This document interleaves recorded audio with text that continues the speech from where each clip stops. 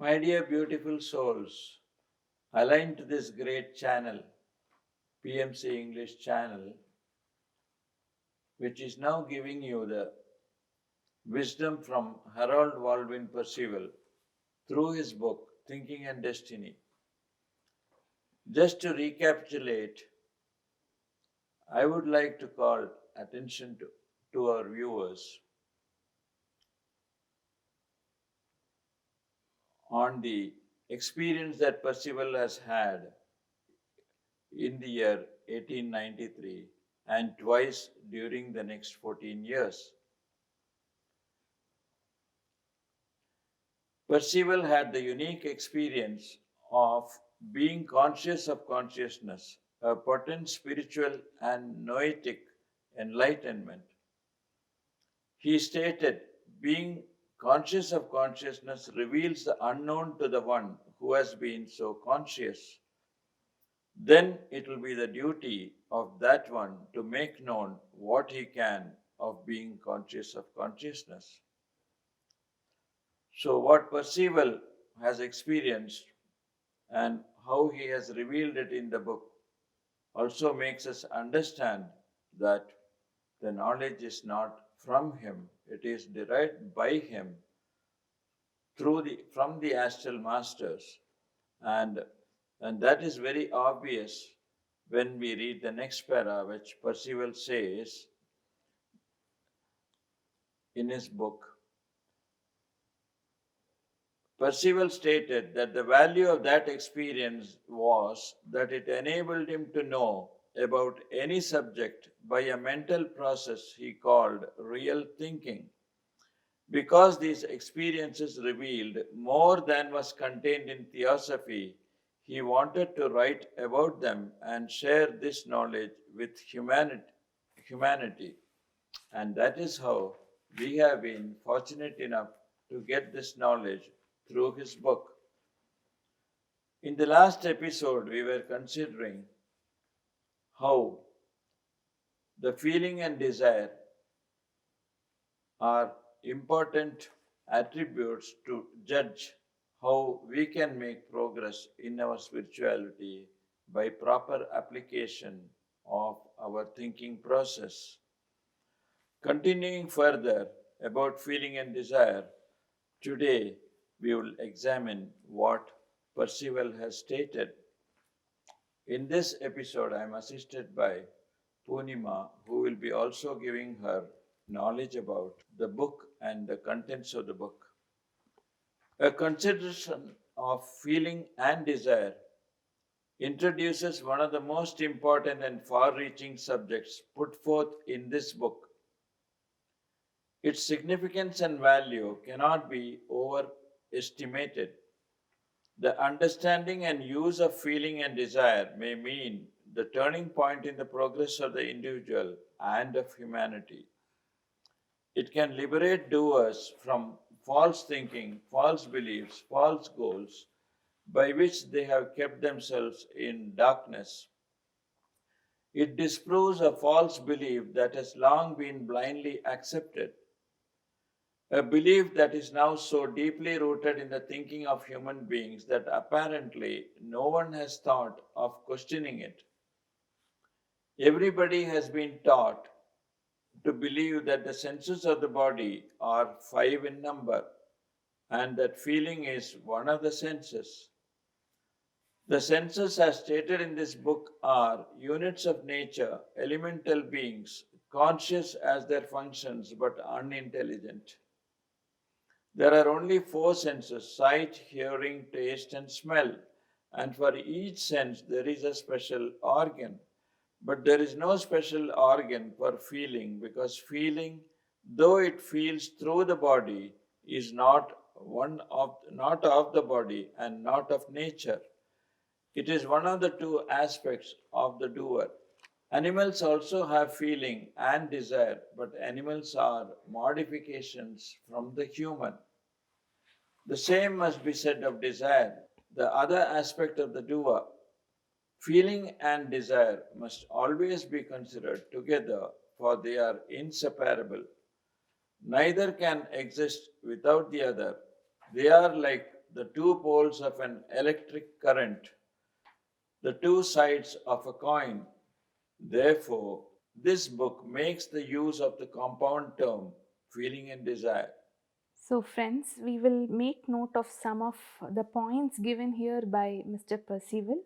It's beautifully put once again. Every part of this book really makes us get more and more knowledge.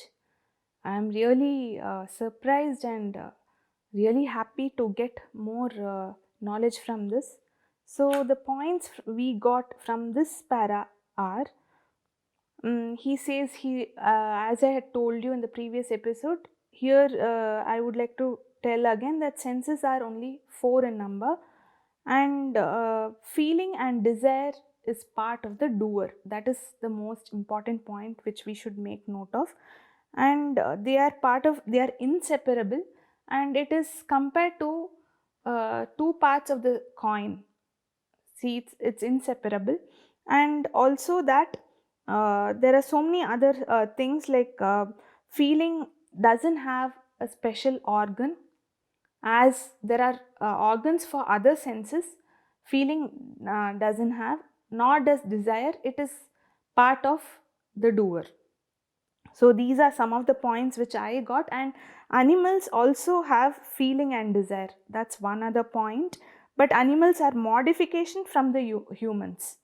Actually, we also have been animals, and then we have progressed to become humans. That's what other masters have taught us. So, but animals are modifications, is what Percival says here. Feeling and desire of the doer is the intelligent power by which nature and the senses are moved. It is within the creative energy that is everywhere present. Without it, all life would cease. Feeling and desire is the beginningless and endless creative art by which all things are perceived, conceived, formed, and brought forth and controlled, whether through the agency of doers in the human bodies, or of those who are of the government of the world, or of the great intelligences. Feeling and desire is within all intelligent activity. In the human body, feeling and desire is the conscious power which operates this individual nature machine. Not one of the four senses feels. Feeling, the passive aspect of the doer, is that in the body which feels the body and feels the impressions that are transmitted to the body by the four senses as sensations. Further, it can, in varying degrees, perceive supersensory impressions such as a mood, an atmosphere, a premonition. It can feel what is right and what is wrong, and it can feel the warnings of conscience. Desire, the active aspect, is the conscious power that moves the body in the accomplishment of the doer's purpose. The doer functions simultaneously in both its aspects. Thus, every desire arises from a feeling, and every feeling gives rise to a desire. You will be taking an important step on the way to knowledge of the conscious self in the body when you think of yourself as the intelligent feeling present through your voluntary nervous system as distinct from the body which you feel, and simultaneously as the conscious power of desire surging through your blood, yet which is not the blood. Feeling and desire should synthesize the four senses. An understanding of the place and the function of feeling and desire is the point of departure from the beliefs which for many ages have caused the doers in human beings to think of themselves as mortals. The book shows that the thoughts are real, real things, real beings. The only real things which man creates are his thoughts. The book shows the mental processes by which thoughts are created and that many thoughts are more lasting than the body or the brain through which they are created.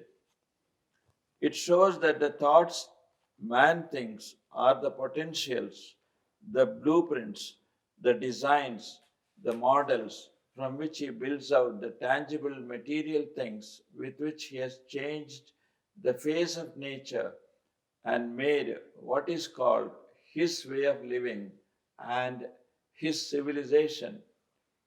Thoughts are the ideas or forms out of which and upon which civilizations are built and maintained and destroyed too. This book explains how the unseen thoughts of man exteriorize as the acts and objects and events of his individual and collective life, creating his destiny through life after life on earth.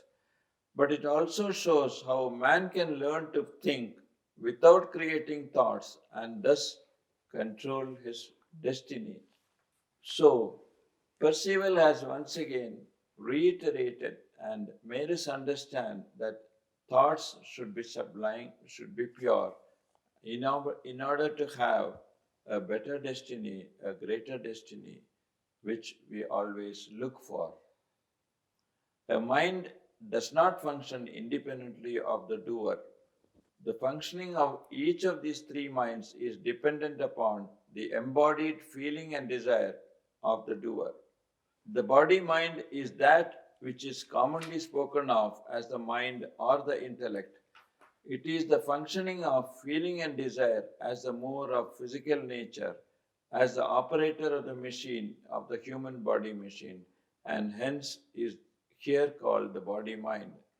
The feeling mind and the desire mind are the functioning of feeling and of desire, irrespective of or in connection with the physical world. So he said these two minds are almost completely submerged in and controlled and subordinated by the body mind. Therefore, practically all human thinking has been made to conform to the thinking of the body mind, which ties the doer to nature and prevents its thinking of itself as something distinct from the body. The book shows that the living soul is an actual and literal fact. It shows that its purpose and its functioning are of great importance in the universal plan and that it is indestructible. It is explained that that which has been called the soul is a nature unit, an elemental, a unit of an element, and that this conscious but unintelligent activity is the farthest advanced of all the nature units in the makeup of the body. It is the senior elemental unit in the body organization, having progressed to that function after a long apprenticeship in the myriad lesser functions of the comprising nature. Being thus the sum of all of nature's laws, this unit is qualified to act as the automatic general manager of nature in the human body mechanism.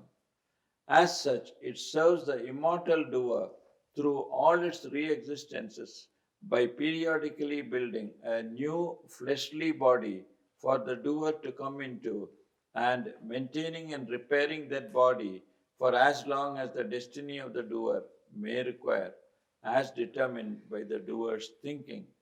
This unit is termed the breath form. The active aspect of the breath form is the breath. Friends, here we have to take a few points into consideration, and I think we should remember all these points. Let us start with the feeling and desire also.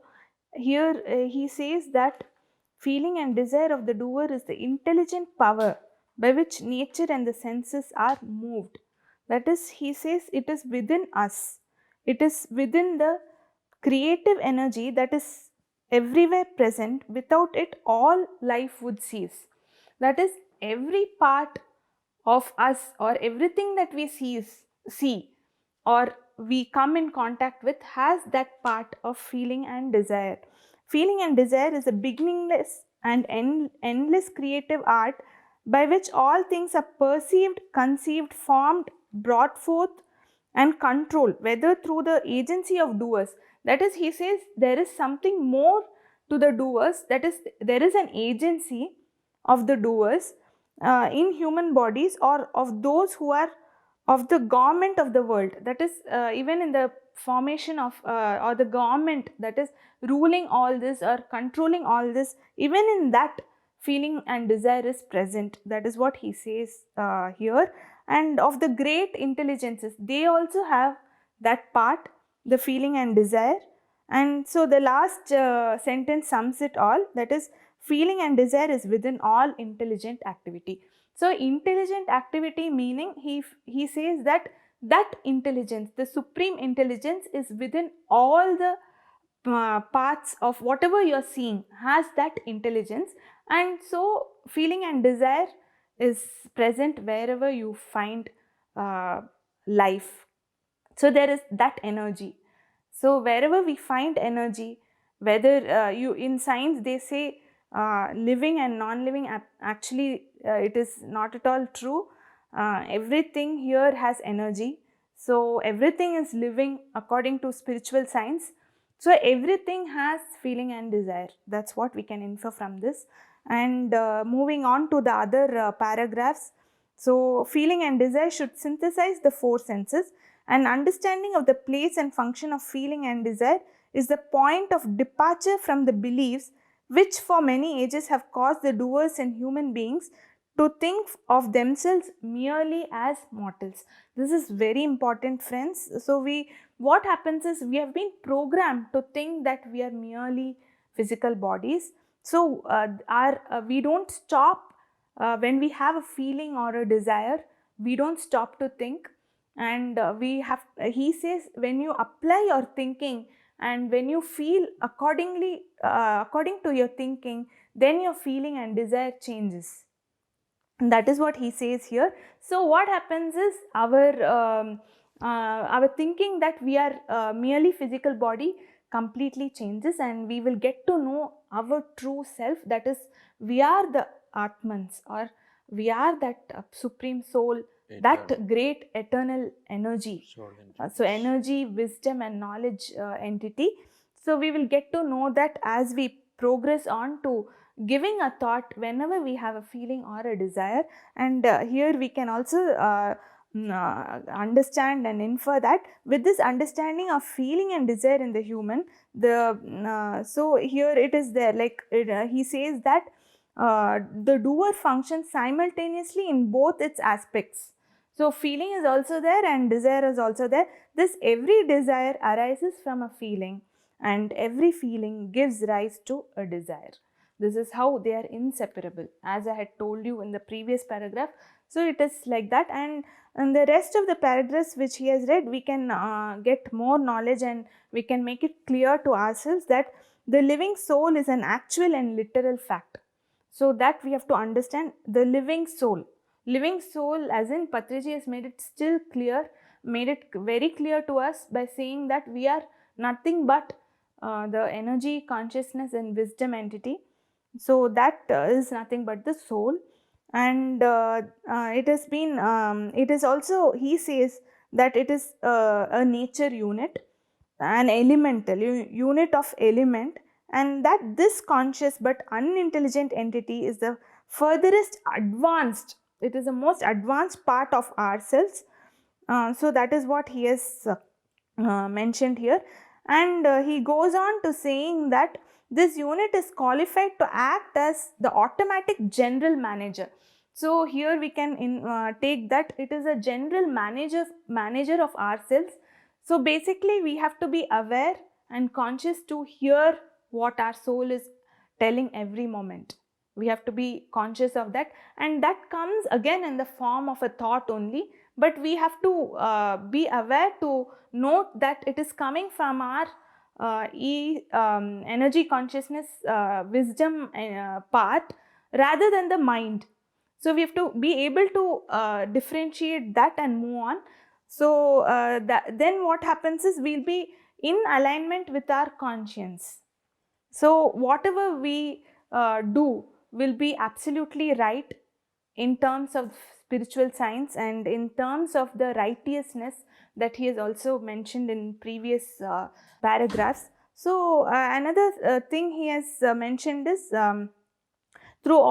see, this unit is qualified to act as automatic general manager of nature in the human body mechanism. As such, it serves the immortal doer through all its re-existences. Existences meaning our past lives, like we have been taking life after life and periodically building new fleshly body. It has been part of building new fleshly bodies. We stop there. In other books they've clearly mentioned how we choose our parents, how we choose our body, what are the deformities we should have, or whether we should have a healthy body. Everything is, we have actually chosen in the other worlds. Like when we, after our death, we go on to the other worlds and we make all the choices there. So that's what he has mentioned here. And maintaining and repairing the body when in through these physical life also, this soul has been the most important thing. It has been doing everything for us, and the destiny is thereby created by doers thinking, whereas our thinking is sometimes not up to the mark, not according to spiritual science. We don't maintain always a positive or miraculous thinking, because that is what changes our destiny completely. That is what he's coming to tell us all. So that is the point we have to remember. So keep your awareness at the highest level, and keep your thoughts absolutely positive and miraculous. And then this unit is also, again he's telling about, this unit is also termed as the breath form.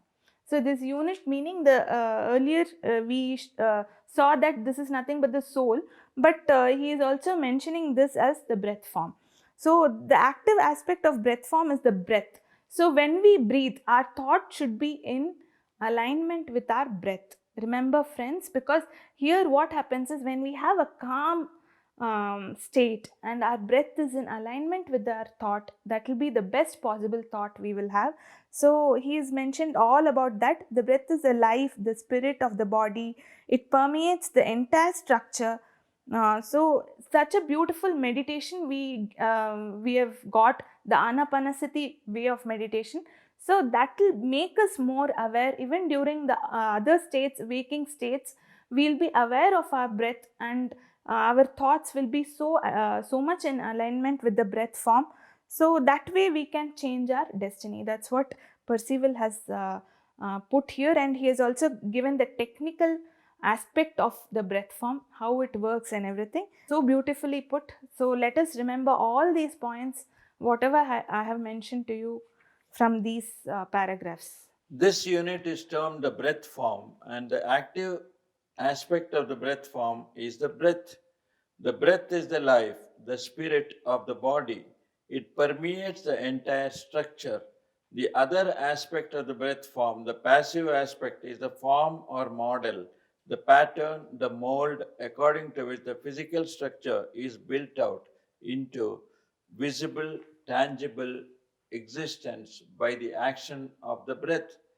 Thus, the two aspects of the breath form represent life and form by which structure exists. So, the statement that man consists of body, soul, and spirit can readily be understood as meaning that the physical body is composed of gross matter, that the spirit is the life of the body, the living breath, the breath of life, and that the soul is the inner form, the imperishable model of the visible structure, and thus that the living soul is the perpetual breath form which shapes, maintains, repairs, and rebuilds the fleshly body of man. So wonderfully put by Master Percival. It's so beautifully said, so very clear. Now, as I reread, I got really so very, surprising. And the breath form is nothing but the soul, he says. So, as and when we meditate, we are with our soul. So, that is what we can find. And the living soul is the perpetual breath form which shapes, maintains, repairs, and rebuilds the fleshly body of man. So, as when we are aware, when we are conscious of our breath, everything happens and everything gets repaired, and maintenance is happening, and also rebuilding the physical body, because there is a lot of wear and tear happening during the material life. This body gets lot of either we are in disease, or we get hurt, or we all the health is brought back with just by being with our breath form. And breath form is nothing but our soul, friends. So in the later episodes, we'll be having exclusive sessions completely on breath form and how it is so very important that we regulate it for our own benefit. Thank you, thank you, thank you. Thank you.